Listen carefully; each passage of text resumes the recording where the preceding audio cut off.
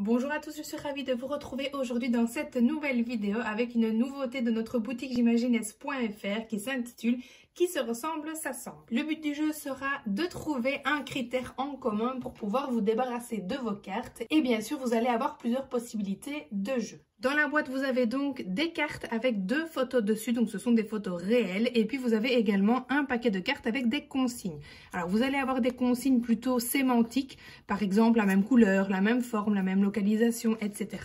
Et puis, vous aurez également consignes plutôt au niveau conscience phonologique, donc syllabique, phonémique, orthographe, etc. que vous allez pouvoir utiliser en langage écrit. Ça rime, le même nombre de syllabes, commence par la même lettre, ont le même nombre de lettres, etc., etc. Vous allez donc pouvoir sélectionner bien sûr à l'avance les consignes avec lesquelles vous souhaitez jouer. Vous n'êtes pas obligé de tout prendre bien sûr. Vous allez faire un tas avec les consignes sélectionnées ou pas et les mettre sur le côté. Et puis vous allez distribuer 6 cartes photo à chaque joueur et constituer une pioche avec le reste. Vous déposez ensuite une première carte au centre de la table. C'est celle avec laquelle le jeu va pouvoir commencer. Vous pouvez aussi bien sûr jouer avec votre propre consigne et ne pas utiliser les cartes. Ça c'est vraiment à vous de voir. Et sinon on retourne une première consigne et c'est parti. Chaque joueur va donc regarder ses cartes et va pouvoir se défausser de l'une d'entre elles grâce à la consigne si effectivement il a une image qui peut correspondre. Donc ici on a par exemple short. J'ai un autre short, il n'y a qu'une syllabe, hop, je peux poser dessus. Vous allez donc vraiment pouvoir utiliser la photo que vous voulez. Vous avez donc à chaque fois 2 possibilités. Soit vous gardez la même carte jusqu'à ce que plus personne ne puisse poser de carte, soit vous pouvez changer à chaque fois. Ça, c'est vraiment vous qui voyez un petit peu comment vous avez envie de construire votre partie. Si un joueur possède plusieurs cartes, il peut évidemment toutes les mettre. Ça également, c'est une règle que vous devez mettre en place ou pas. C'est vous qui choisissez.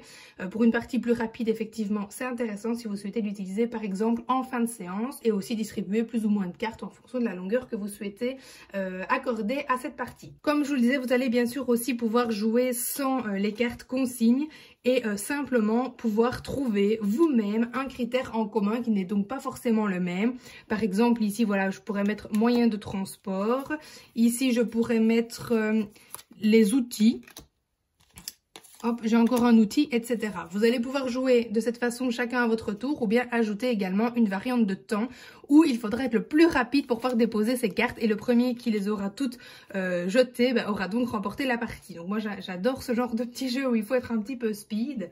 Alors pour vous défausser de vos cartes évidemment vous allez pouvoir simplement jouer en pioche mais vous allez également pouvoir les utiliser sous forme de domino si vous le souhaitez et donc positionner simplement les cartes en fonction, hop, voilà par exemple des aliments, un outil, etc. Et donc vraiment pouvoir construire finalement un domino.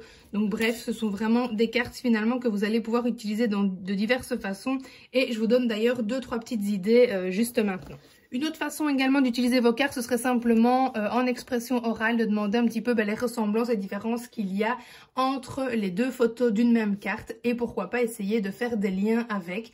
Parfois il n'y a évidemment rien du tout, mais ça reste intéressant que le patient puisse exprimer du coup les différents critères possibles, que ce soit dans la forme, dans l'utilisation, dans la localisation, etc.